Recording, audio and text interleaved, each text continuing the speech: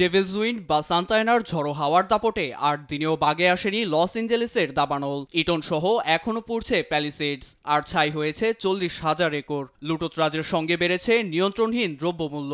এতে বিপত্তির শেষ নেই মার্কিনীদের। দাবানলের তাণ্ডবে বিস্মিত হলেও বিশ্ববাসীর নজর এখন গাজা উপত্যকায়। অন্তর্জালে ঘুরপাক খাচ্ছে নানা প্রশ্ন। নেটিজেনরা বলছেন, ইসরায়েলকে এ যাবৎ মার্কিন প্রশাসন যে সামরিক সহায়তা করেছে তার চেয়ে বেশি আর্থিক ক্ষয়ক্ষতি হয়েছে ক্যালিফোর্নিয়ার আগুনে। নেটিজেনদের মতে, অস্ত্র ব্যবসায় রাজত্ব কায়েম রাখতে ইসরায়েলকে সামরিক সহায়তার নামে উপত্যকায় জাতিগত নিধনে লেলিয়ে দিয়েছে মার্কিন প্রশাসন। আসলেই কি তাই? কি বলছে পরিসংখ্যান? মার্কিন ফরেন মিনিস্ট্রি ফাইন্যান্স এফএমএফ এর তথ্য অনুযায়ী ১৯৪৬ সাল থেকে ২০২২ সাল পর্যন্ত ইসরায়েলের পুনর্বাসন আর প্রতিরক্ষার জন্য ৩১০ বিলিয়ন মার্কিন ডলার সহায়তা দেয় মার্কিন প্রশাসন। পরবর্তীতে ৭ অক্টোবর ২০২৩ সালে তেল আবিবের উপর সশস্ত্র গোষ্ঠী হামাস হামলে পড়লে সহায়তার হাত আরও চওড়া করে ওয়াশিংটন ডিসি। সে বছর নেতানিয়াহু প্রশাসনের হাতে ১৭.৯ বিলিয়ন, ২০২৪ সালে ২০.৩ বিলিয়ন মার্কিন ডলার সহায়তা তুলে দেয় বাইডেন প্রশাসন।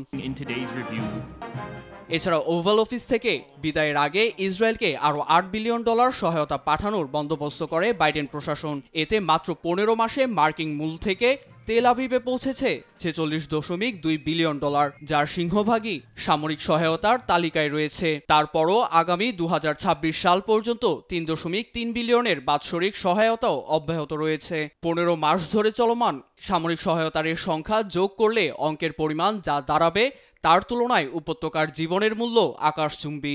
এসব হিসেব নিকেশ নিয়ে সামাজিক যোগাযোগ মাধ্যমগুলোতে আলোচনা সমালোচনার অন্ত নেই। কেউ বলছেন, মার্কিন প্রশাসনের ধূর্ততার শিকার হয়েছে দুপক্ষ। অনেকেই বলছেন, নিউটনের তৃতীয় সূত্রের মতো ব্যাকফায়ার করেছে মার্কিন প্রশাসনের কার্যক্রম। আবার অনেকের চোখেই বিষয়টি কর্মফলের নজির।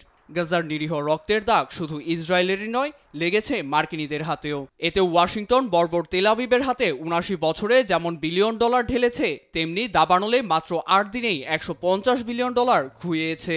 আর নির্বাপন ও পুনর্বাসন ব্যয় মিলিয়ে দেখলে তা ছাড়িয়ে যাবে ইসরায়েলের দেয়া সহায়তার অঙ্ককেও।